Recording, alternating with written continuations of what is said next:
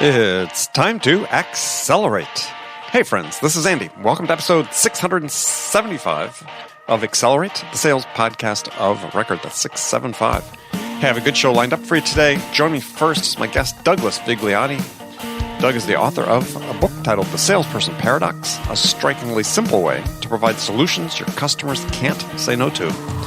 And in our second segment, we'll be joined by my friend, Captain Fantastic, Bridget Gleason. Now, before we get to that, I want to talk with you about the Sales House. Now, the Sales House venture we just launched. It's the only all-in-one sales education community for the smart B2B seller.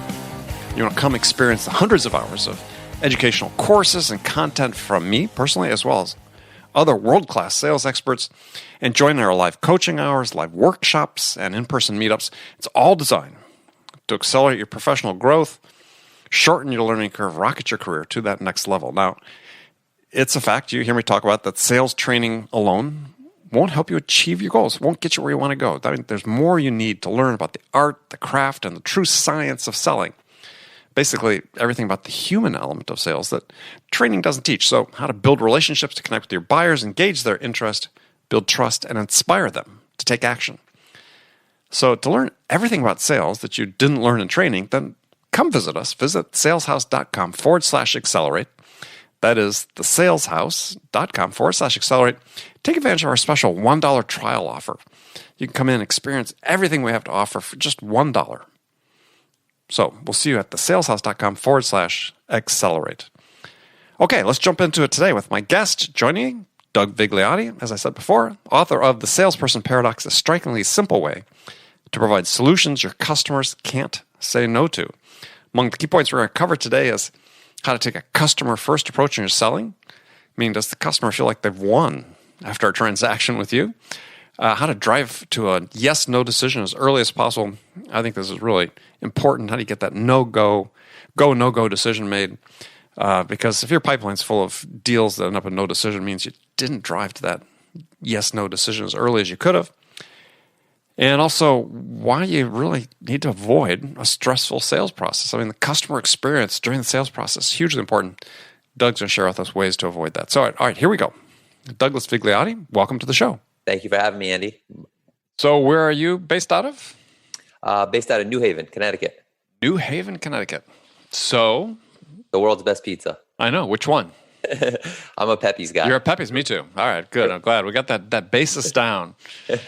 Pepe's it is. Anytime I'm up in that area, it's just like, I got to stop. I got to go. I'm a big lobbyist for Pepe's. A big lobbyist. I love Pepe's. So. Yeah. I've had it, I don't know, maybe only 3 times, but it's like, oh man, that was good. I have a friend in San Diego here where I am today that he's a New Haven kid, grew up New Haven, went to University of Connecticut, played baseball, but very much of a healthy eater. I mean, he's, but he makes an exception. So when he says, every time I go home to New Haven, he literally gets physically sick because he eats so much Pepe's pizza. He just indulges, and then he comes back and he's good the rest of the year. And I think I can relate. That's like my comfort food. If I've had a rough go at it, I default to Pepe's. Okay. So, what flavor? Last question about pizza before we. Yeah.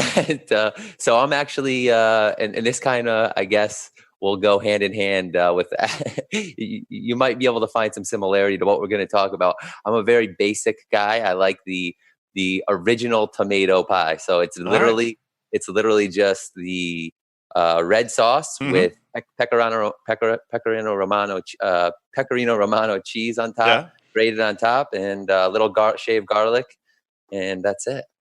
Sounds great. It's delicious. Yeah. Absolutely delicious. Until you have Pepe's crust. I mean, that's the thing that you just don't know pizza until you, and I know there are people adherents. I mean, I live in New York, so I mean, I love New York pizza as well. They're great pizza there, but yeah, Pepe's is memorable. All right. So you've written a book called The Salesperson's Paradox. So what's the paradox? So the paradox is really just the thinking that roots performance. So it's this idea that in order to improve performance, selling performance mainly, you have to move away from selling into helping. It's the core idea of shifting. It's moving away from an innate me first mindset that we all experience as humans, not just salespeople, right? So if you're the way I like to talk about this is, or the way I like to show this example is, say we're at a party and we're with a bunch of friends, and you give your you want to take a photo, right? So you give the camera to a stranger. The stranger takes a photo of you and your friends. You get the camera back. Who's the first person you look at? Yourself, yeah. Yourself. So it's innate, and not only will we look at ourselves first, but we'll judge the picture off of how well we look. We'll tell you not to post it online. We might even retake the photo, and this is all before you even scan to see anybody else. So the point being is, this is innate. It's an innate thing. We're all me first. We all have a self-serving bias. If we're talking in cognitive, as a cognitive bias, it's just innate, and there's nothing wrong with that. But to be effective in selling, the first thing that you have to do is and it's a hard thing to do, is to move yourself away from that me first mindset into that customer first mindset, and move from selling into helping.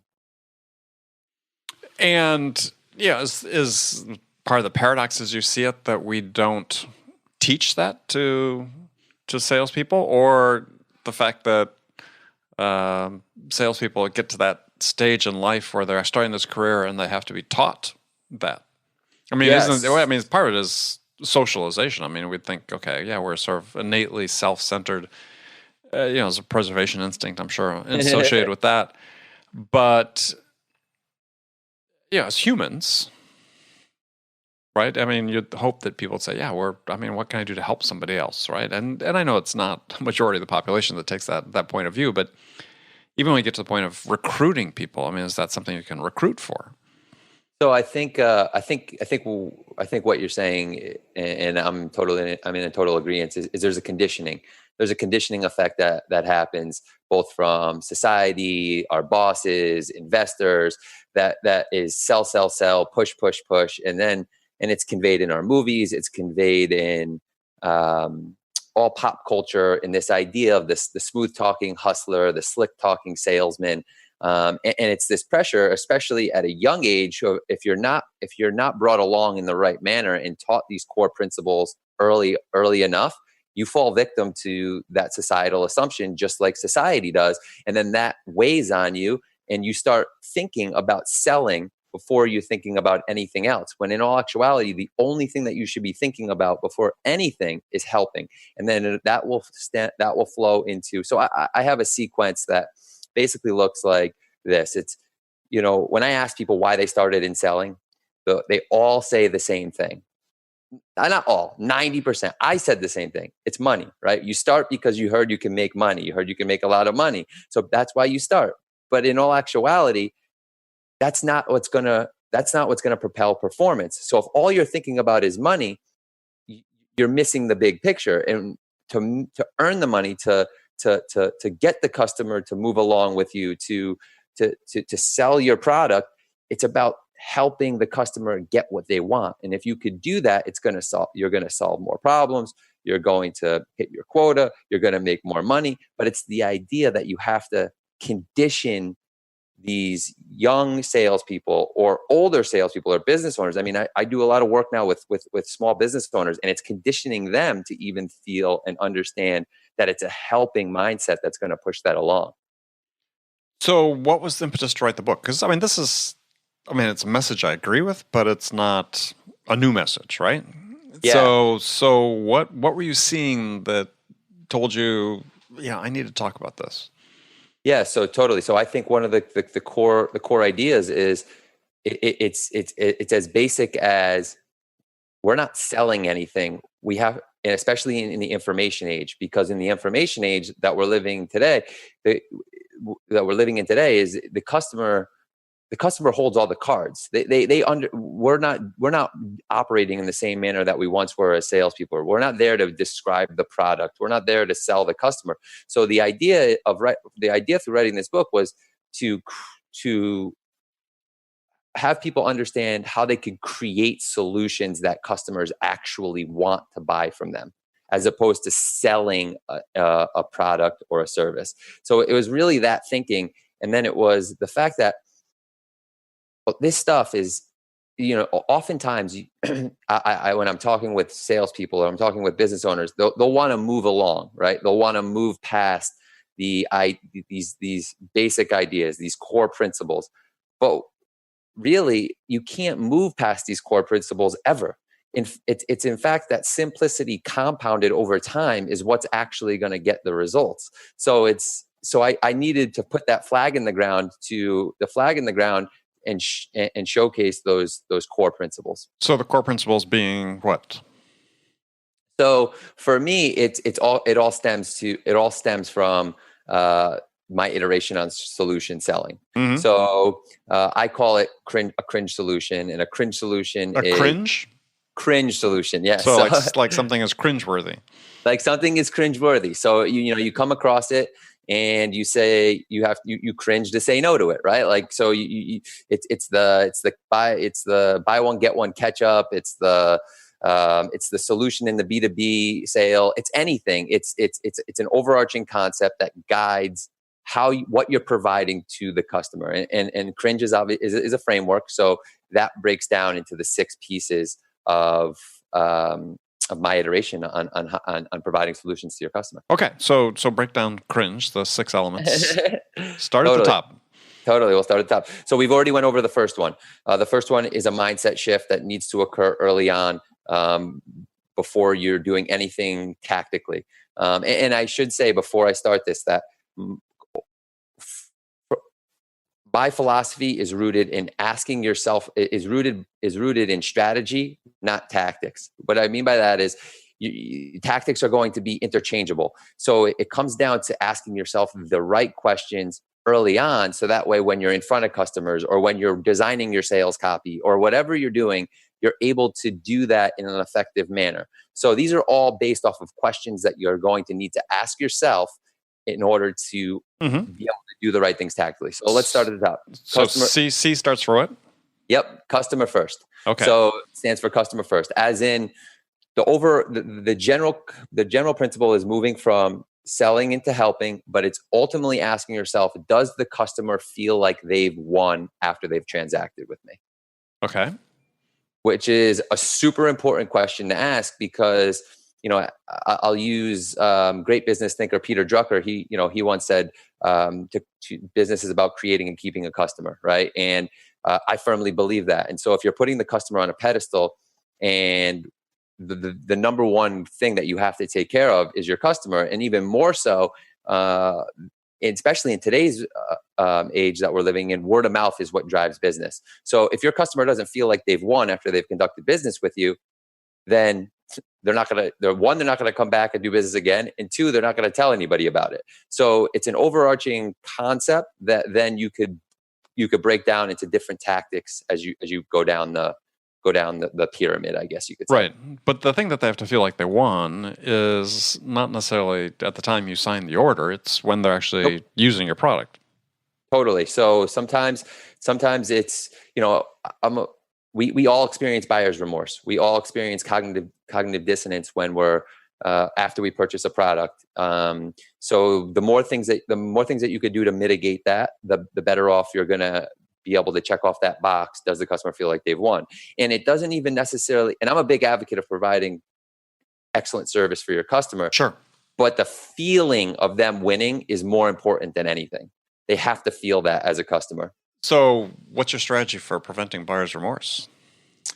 That's a good question. So I think that the longer that you can extend the sales process, the better off you are. And the more touch points you have after the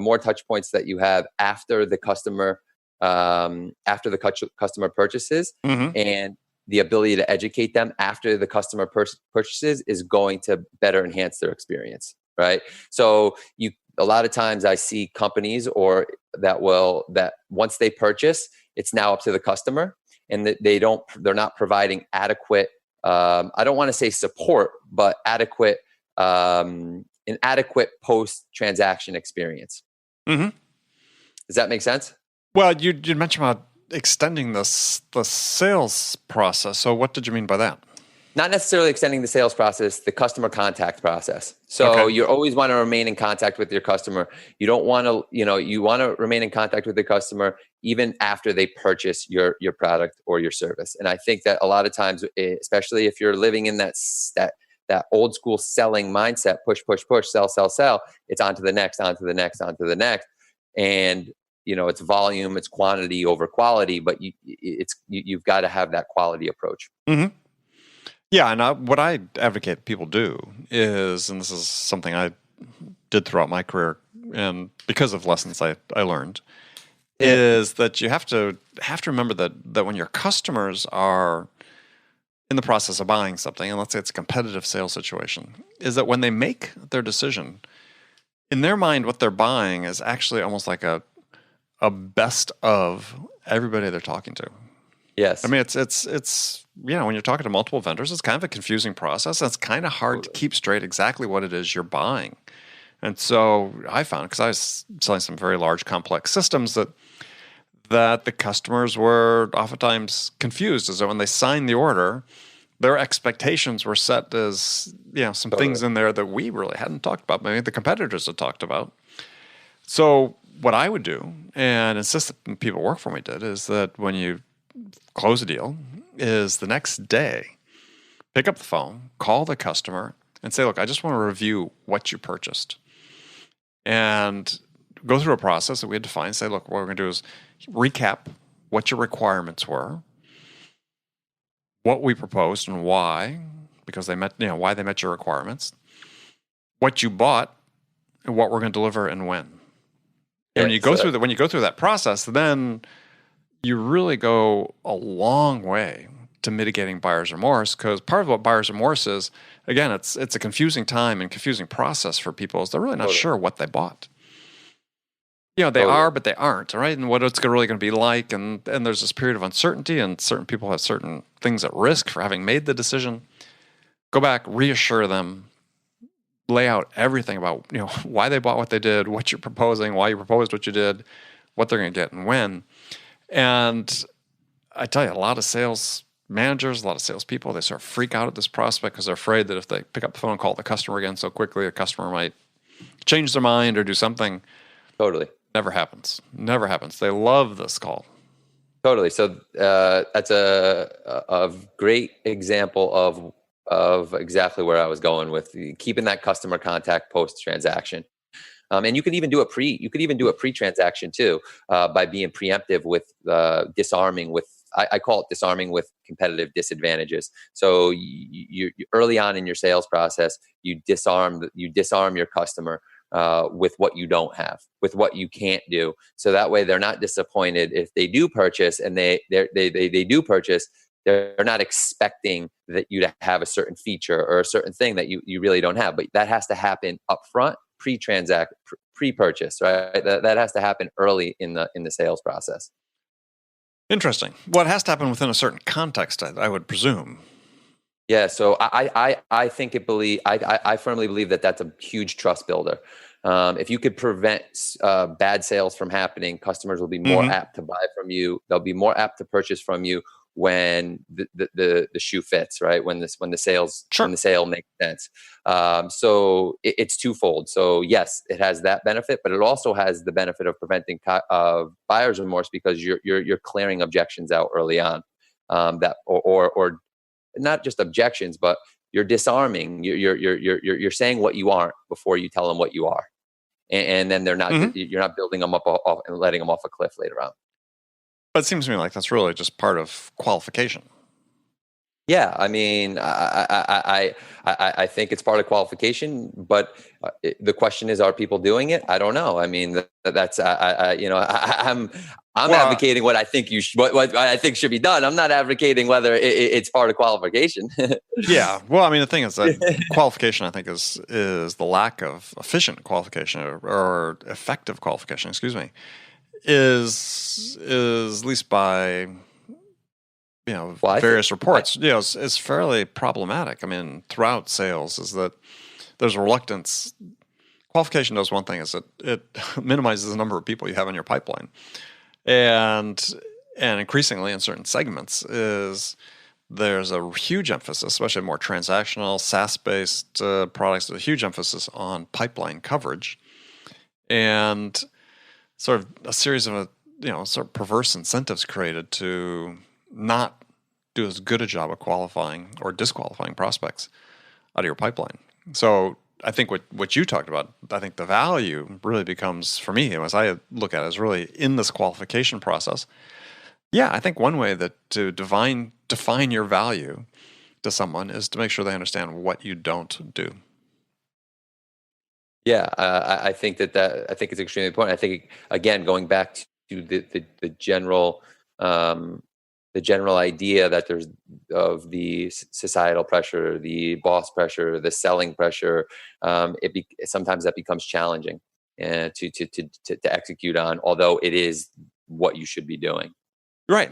Well, that's right. I said there are perverse incentives created to maximize the size of a pipeline, irrespective of whether it's really quality or not. And we see research reports that come out that say that the sort of range you see, it's sometimes it's 50 to 80% of qualified opportunities in a pipeline don't fit. Well, make the no decision. They don't make a decision at all. And that, from a sales perspective, certainly for me as a salesperson and as a sales manager, that was the worst outcome that could happen. I mean, I'd rather lose a deal. I'd rather lose a deal than have the customer say no decision, because then at least I knew that they were qualified to make a decision. Yeah, totally. So, I mean, I think early. I mean, there's a couple there's a couple of different ways that I could go with that. But I think definitely one of them is drive into a yes no decision as early as possible. Drive into a yes no decision is a basic principle. It's a basic concept that I definitely advocate. I don't think yes no means they're going to make the decision whether to make a change or not. Exactly. Your pipeline isn't full. Your pipeline isn't full if it's full of dead deals, right? So it's you have to understand if there and you can actually identify that early on through different objection handling techniques, right? Like, so if you're in a qualification period and you don't understand, if you're in a qualification period and the lack of quality of questions coming back to you is low, then you know that this customer is really not that interested.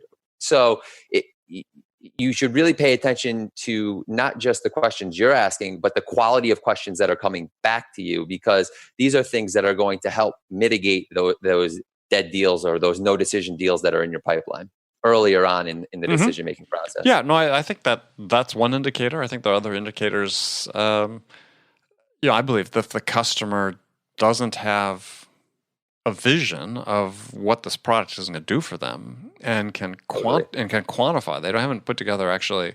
This is what we expect. This is what we expect to receive from using this product. Whether it's we quantify it into dollars, market share, top line growth, bottom line growth, whatever, cost efficiencies. There has to be a metric or two that they have quantified. Not just they're thinking they've quantified, and if they haven't gotten to that point, they haven't made that go, no go, yes, no decision.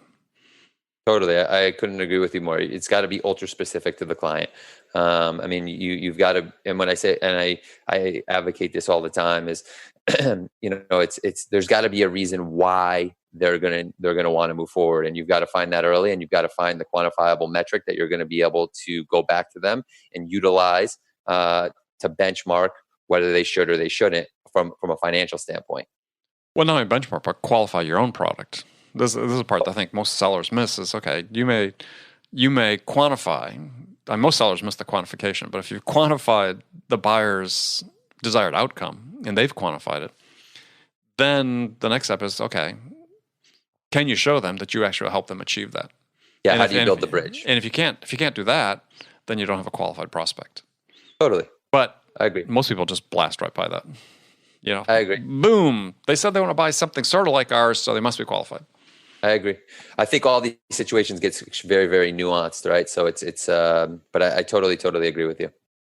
Yeah, actually, it's funny about qualification, though, is I think it's less nuanced than people think. I think it's a process that people need to follow that they're not taught. Again, because managers oftentimes have incentives to have a certain pipeline coverage as well, and so Yeah. in certain Top-down pressure. industries, we have top-down pressure, corners get cut, it just compounds, and then you get a result where you've got a really low close rate. You might have great lead flow, but you have a really low close rate. And it's like, well, it doesn't need to be this way. So Yeah, it usually has to do with prospects, right? It usually has to do with the quality of the leads in the pipeline to get go. So yeah, totally yeah, agree. well, right, and so it brings back to sort of another issue you were sort of alluding to earlier in terms of simplicity. Is that I'm a huge believer in simplicity in sales, as you are, and clear from your book.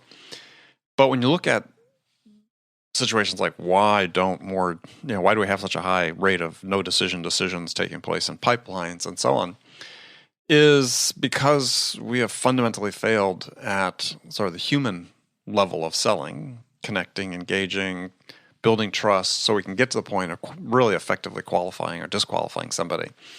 And unfortunately, too often sales are taught these days is you qualify, you disqualify.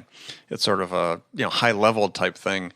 And actually, you really can't finally qualify someone until you've actually built that relationship and you built the trust up, so they're going to reveal some of this information to you.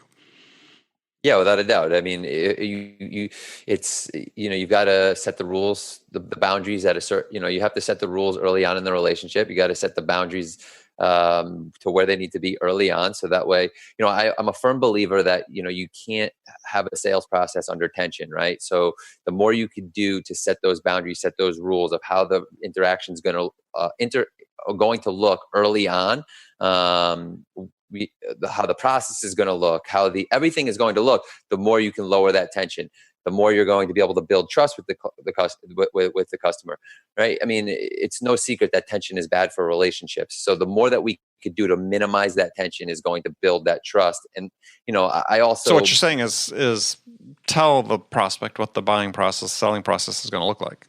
100%, and then getting their buy-in that they're okay with it. It's even. Rules are collaborative. They're not set by you. So you still have to get their buy-in. So it's, yes, this is how I intended to go. Are you okay with that? Yes. Okay, great. Let's move on. Mm-hmm. It's not a I'm the dictator. I'm going to lay down the law. It's the idea that once you have a collaborative, and then that also starts to build unity, right? And so when you start building unity, you can start leveraging what I call same team approach, where now you're on the same team trying to solve the problem at hand, as opposed to, fighting against each other. Because, right, everything changes inside of a sales process when once you and the client feel like you're not defeating each other anymore and you're trying to solve the problem at hand. That's like the golden rule. Once that happens, or not the golden rule, but that, for me, that's like, once that happens, now you're in the driver's seat, because now you're working together. One of the earliest things that you could do to ignite that is setting rules, getting buy-in early on, right? And then building off of things like we talked about before, disarming with competitive disadvantages, things you're not going to, building that trust early on in the relationship to decrease tension. I mean, I have 4 pillars of trust building. Which are?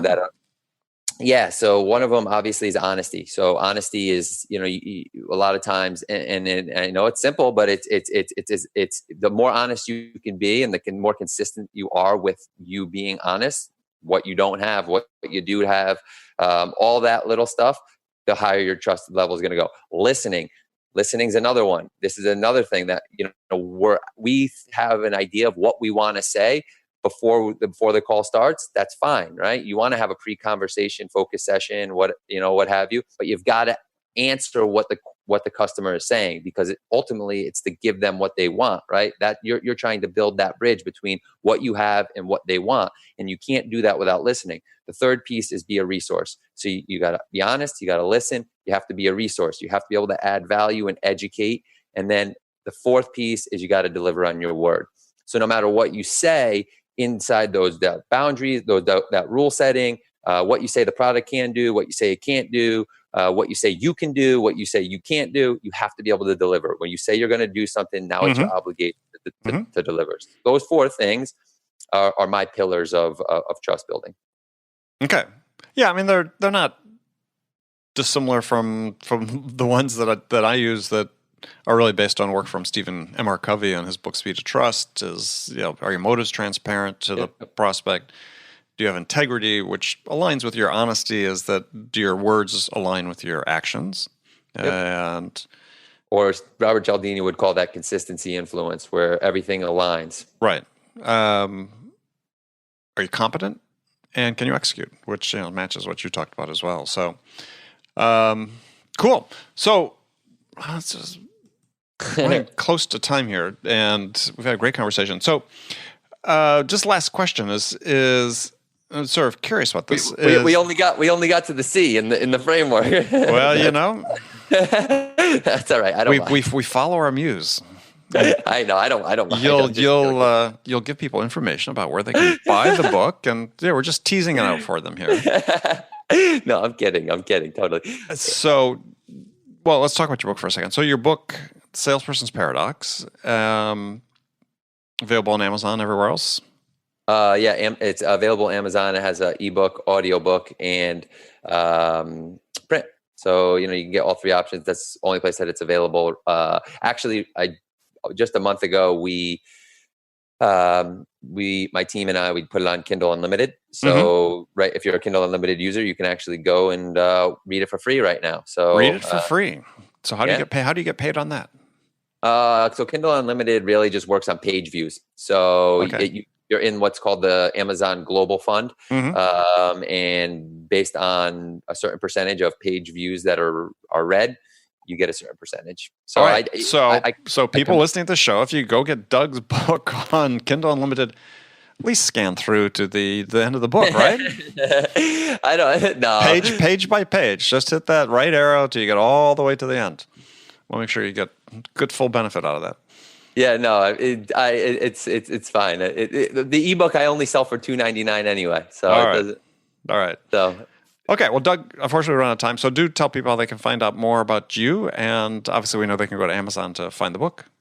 Yeah, totally. So it's very, very simple. Just go to my name, DouglasVigliotti.com. Everything flows through there. I write 1,000 to 1,500 word article once a month. I do a reading list every month as well, where I recommend 3 books that I've read. A big reader. So what's the last non-sales book you read? Oh, I read tons of non-sales books. I know. Which one did you recommend? The last book that I just read was When by Daniel Pink, The Science of Timing, the scientific, so that was the last one that I read, but I often read books that are not sales based. In fact, probably my favorite sales book other than my own was by Chet Holmes, Ultimate Sales Machine. Sales Machine, right? That's one of my go-tos. The other one that's a big go-to for me is Jay Abraham's getting what is it? I can't think of it. It's that's okay. I can't think of it. Anyway, those are my. Other than that, I stay with primarily psychology. I do a lot of history, stuff like that as well. So primarily nonfiction, but I don't read too many sales books, which is probably healthy for you. Yeah, I think people should be reading sales books, but they need to leaven their reading list with non-sales books as well. I'm a big advocate of pulling from parallel industries and pulling. You're not going to be, if you're doing what everybody else is doing, then you're not going to be able to get. You're not going to be able to get exponentially ahead, right? So it's pull small concepts from other industries, implement them in your own, and I think you're going to see increased results that way. So that's the philosophy that I kind of live by. Yeah, well, people who follow the show, listeners, readers know that awesome. My philosophy is from Thomas Huxley, 19th century British writer. In life, you should try to learn something about everything and everything about something. So I love it. I love it. So be widely read and then master what you're working on. So you got to do both. It's not an or, it's an and. All right, Douglas, great to talk to you. Great to meet you. And look forward to doing this again. Yeah, Andy, I appreciate it. Thank you so much for having me. All right. All right, thank you, Doug. Okay, friends, that was Doug Vigliotti, author of The Salesperson Paradox, a strikingly simple way to provide solutions your customers can't say no to. Up next, my fantastic co-host, Bridget Gleason. Now, today, Bridget and I tackle the topic of routines. Daily routines. Why you need to have set routines in your day, like in the morning or in the evening. And we'll get into how to optimize these routines to help you achieve your goals. And that's a really important topic because, it's very topic of the day, if you will, because lots of books being published about this right now. I love talking about it because routines, as I said, are so important. All right, let's jump into it. Bridget, how you doing? I'm back to being fantastic. I'm back to feeling good and fantastic and just happy to be doing what I'm doing. Grateful to be alive. Yes. So are you able to be running? Hell yeah. Okay. Well, you had surgery. No, it's a good question because I didn't for 2 weeks, which is the longest I haven't run in so long. 2 weeks I didn't run. Yeah. Well, how long? 2 weeks. How long do you think it's been that you hadn't run for 2 weeks? 10 years? 20 years? I can't remember a time. Time immemorial? Time immemorial, like years. Like I'm so just pathetic. Like I'm like a little white rat about having to do these things. I like my habits and routines. Yeah, well, clearly, right? Well, it's funny. So as I think you probably know, we launched the Sales House recently. Congrats. And thank you. And it's going extremely well. And so I've sort of changed up how I'm communicating with the audience. I used to have the weekly newsletter. Now I'm doing daily bits and bytes. But yeah, personalizing a little bit and talking about my morning routine. And it's funny, a lot of people have written in already and said, A, I want to learn more about morning routines, and B, here's mine. What do you think? So on and so forth. But I wondered, is so for you with your morning routine, you run religiously. Do you log your runs? Do you say, okay, every day I ran X amount, the weather was like this, my knees felt good, my hips felt great, or, whatever. Do you track that? No. Okay. Here, exclamation point. And I used to time everything and run. And I was doing more, like I would run marathons. I ran a lot. Yeah. And I timed it. Am I faster? And how far did I go today? And I was religious about it. And now I decided I've got, and this, I stopped that a number of years ago. I've got enough things that I am measuring myself on. Like I'm very competitive with myself. Yeah, that's why I asked. I don't need to add another one. I decided I need to go on give myself like a mental health break around my exercise and just, I listen to podcasts. I listen to books. Mm-hmm.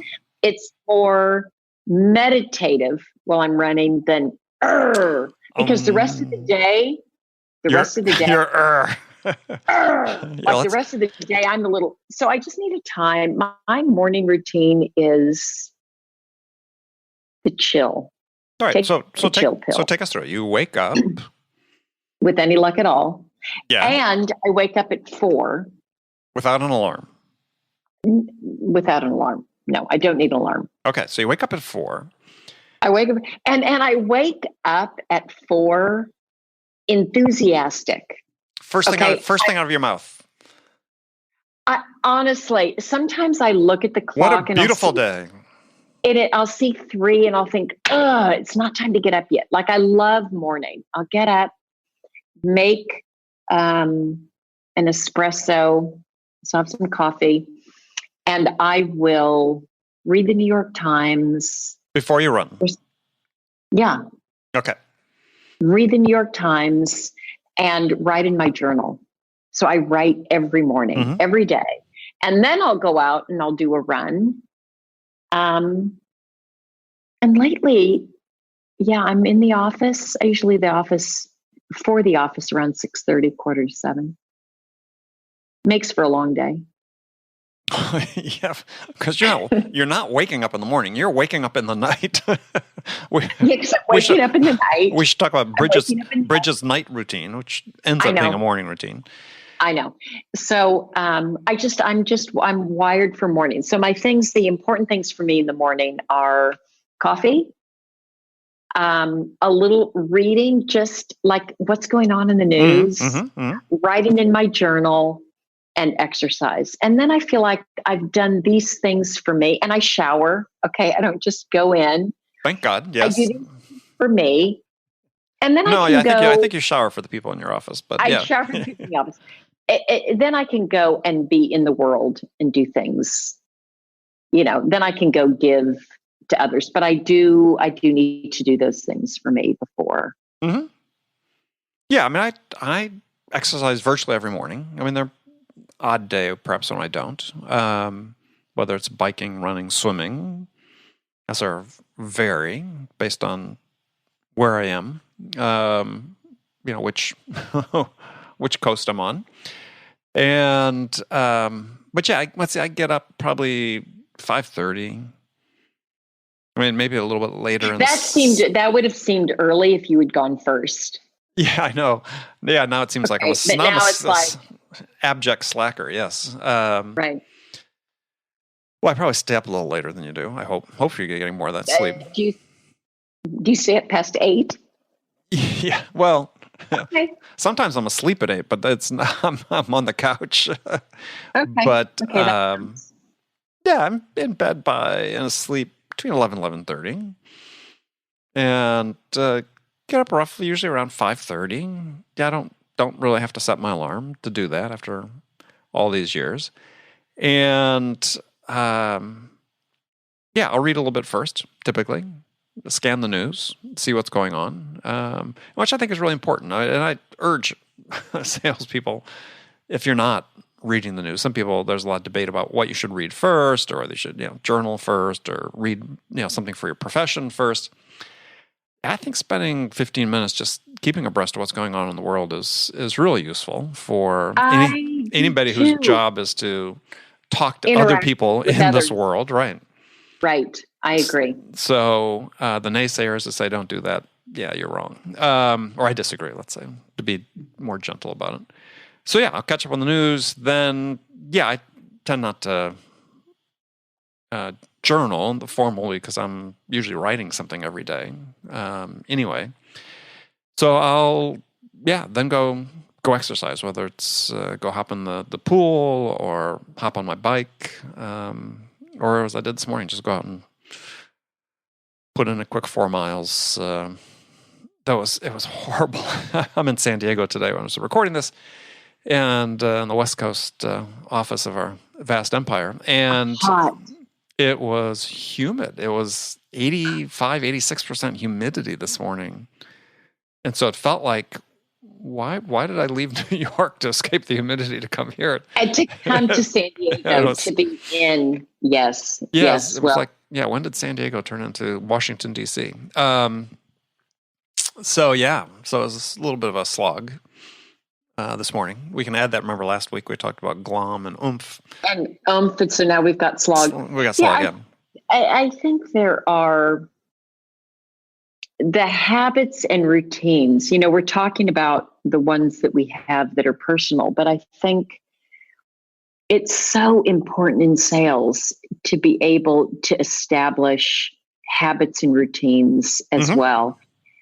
Because the thing about them is then that energy, when something's a habit, let's say it's for cold calling or for, we've talked about reading or for educate, whatever it is, whatever habit you get into, you then are not needing to tap into an energy supply to get you to go do it.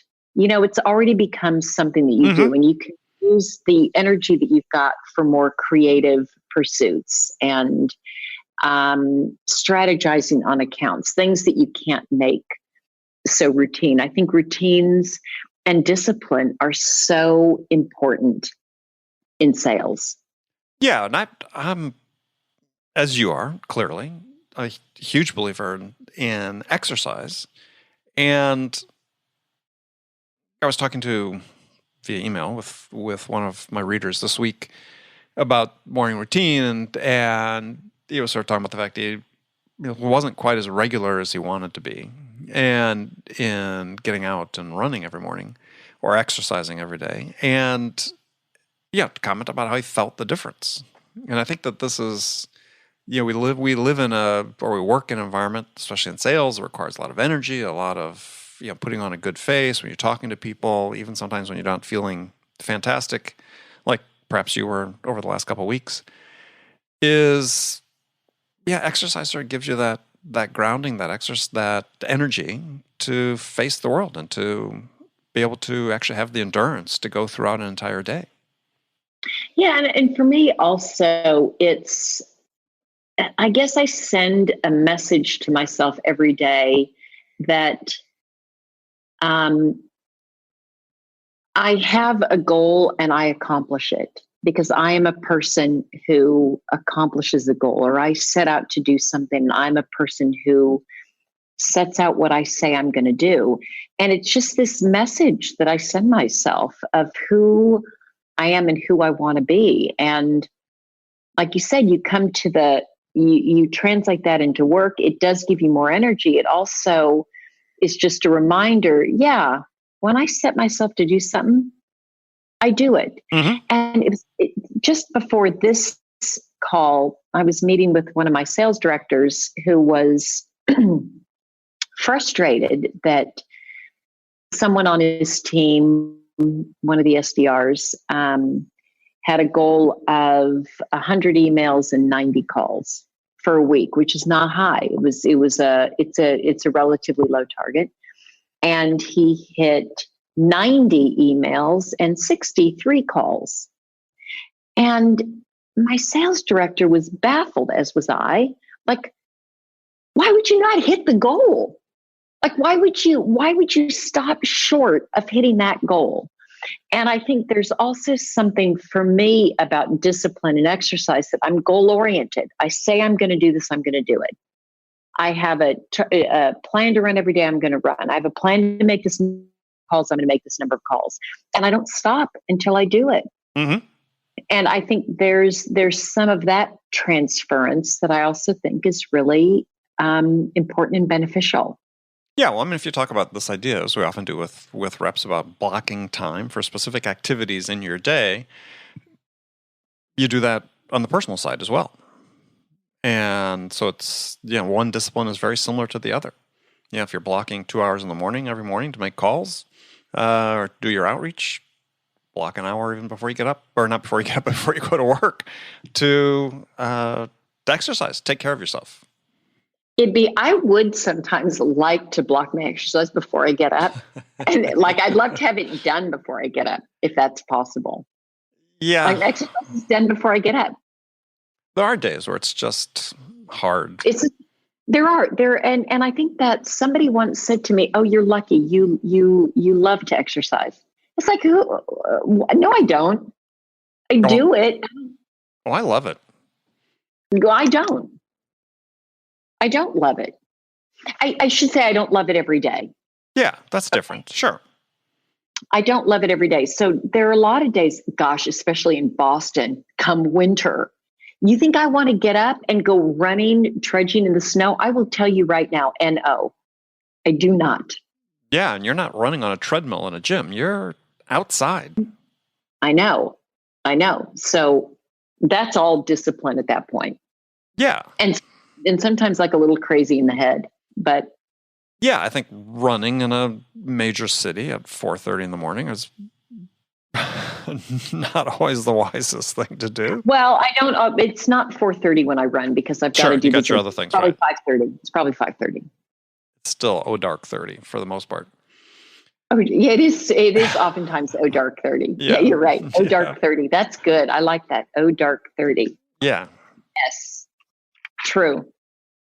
Yeah, I mean, some days it'll be similarly dark when I take off on my run in Manhattan, but that's an incredibly safe city. Not all places I don't want to go out and run at that time, but yeah. It was interesting. Last week, Vicky and I were taking a little vacation. We had some points to use that were going to expire. And so I said, well, let's see if we can we had some time. A few days we wanted to take off. I said, so what can we do at this minimal number of points? It's like, what can we afford? So we go through, it was the SPG website. And what we could afford was Palm Desert, California. In August? Yeah, where the average temperature was, I don't know, I think 106 or something last week. I know that because that's where my family would go in the summer also because it was cheap. You know, I'm one of 7 kids. I'm one of kids. We went to Palm Desert. And Zora. Right. So we show up at the resort and the place is the pool's dry. No, the place is just packed for the exact reason you talked about. Full of families with young kids taking advantage of the inexpensive rates and I'm like, okay, how do the kids understand? They're having a good time. They're on the water slides and bouncing around and so on. But it's like the parents have to sit there and watch them. And it was literally like setting up your lawn chair inside your oven. I mean, when you walked outside, I know people are fascinated by this. It's such a sales conversation, but when you walked outside from your air-conditioned condo unit, it's like that feeling you get when you're baking something in the oven, you open the door and sort of stick your head down to look at it, and you get this, blast of heat in your face. It was like that every time I walked outside. I didn't do a lot of running last week. We did go out for a bike ride. We took our bikes, and we did do a bike ride. It was like 95 when we left the house, like at 6:30, something like that. And it didn't get any warmer, or any colder, excuse me. But fortunately, there was a little bit of a layer of overcast, so it wasn't real brutal, but still, I did my running. I did my running indoors last week. Did you feel like that was a good use of points? Well, they were going to expire, so sure. Okay, as long as it wasn't like more painful. No, we actually had a good time. We caught up on movies. We went to 10 a.m. showing of shows of movies, and we were, I think in one case, we were the only ones in the theater at 10 a.m. And so you had a private theater. Yeah, and there was one of those nice theaters with that usually charge like $20 with the reclining seats and so on. It was only $7 a head at 10 a.m. in the morning. Wow. And so we saw a few movies. There are actually some very nice restaurants in that area we went to, and again, it wasn't hard to get into them but I think because there are so many families. Like we went to the grocery store a couple times, they were packed. So it was really interesting as the places were packed. And my parents took us to Palm Springs once when we were kids, and my only memory really was my dad picking us up and carrying us across the pool deck to throw us in the pool because the deck was too hot to touch with our bare feet. How did we get on this? I don't know, but here we are. Here we are talking about discipline and how running, discipline and habits and how they transform and morning routines. And if you work in sales long enough and travel enough, you get all these points you have to use for various things. What I would say is maybe if we had to net the benefit of this particular exchange we've had. Yes. Is sales is about relationships, and it's about conversations, and it's about, as we talked about, tuning into reading the news is so that when you start, I've had lots of conversations like this, maybe not quite as long like this, with prospects and customers. And it's important if you've got a range of things and experiences that you can, it's almost like improv, talk about and build like improv. On. You're going to end up having just a richer experience and a prospect that's more likely to open up and share things. And it's also just more interesting. It's more fun. Exactly. I always love getting to know my prospects and customers and what they're doing. And I think that's one of the greatest perks of the job. I agree. Actually, somebody had sent me an email this morning, one of my members saying, what's the best first question to ask somebody? And he wanted my opinion on what he said. And his first question, which is actually very similar to ones that I use, and sometimes use on this show with guests other than you, is, so where are you from? And it's like, okay, sure. People, that's a great conversation starter. People like to talk about where they're from. It's a great one. And it's non-threatening. It's not too personal, but it can be as personal as you want it to be. It's a great first question. Great opening question. Right. And to your point about if you take the time to read a little and read about the world and experience the world, travel some, when you ask that question, people come back with an answer. It's like, yeah, you'll have something to contribute. You've read something about where they're from. You know something about what their area, maybe something they're interested in. Oh, hey, you're from such and such. Have you ever, gone to this museum or what have you? It works. It's a great thing. You just have to hold up your end of the bargain and be informed. That's it. All right, Bridget. All right. Wow, we covered a lot of ground. I wouldn't say we followed a straight line anywhere today. No, there was no straight line. I like it. But we covered a lot of ground. Yeah, and people learned a lot about you and about me. So there you go. All right, whether Bridget, they wanted to or not. Whether they want. Well, hey, Andy, they could always, and maybe they have by now. They've turned this off, so who knows? But it's just you and I talking to ourselves. It's likely that is the case, but we had a good time. All right, Bridget, until next time, it's been fantastic. And likewise, have a good one. Stay cool. Yeah, we'll try. I'm a month from fall, right? I'm anxious for fall to be here already. So don't get anxious for winter, though. No, but I have an escape hatch, so it works for me. So yes, you do. You do. Talk to you later. Right. Bye-bye. Okay. Okay, friends, that was Accelerate for the week. First of all, I want to thank you for joining me. And I want to thank my guests, Douglas Vigliotti and my friend Bridget Gleason. Join me again next week as I welcome my friend Jeff Shore back to Accelerate, I think for maybe the third time, maybe the fourth time. And we're going to be talking about decision-making shortcuts. Now, it's not shortcuts in the sense of like a hack or something you're thinking. Something much more important, a little more subtle, but something that really help you get the customer on track to make a decision. So come back. Join me for that one. I want to thanks again to our sponsor, Discover.org, for their ongoing support of Accelerate. And thank you again for joining me. Until next week, this is Andy Paul. Good selling, everyone.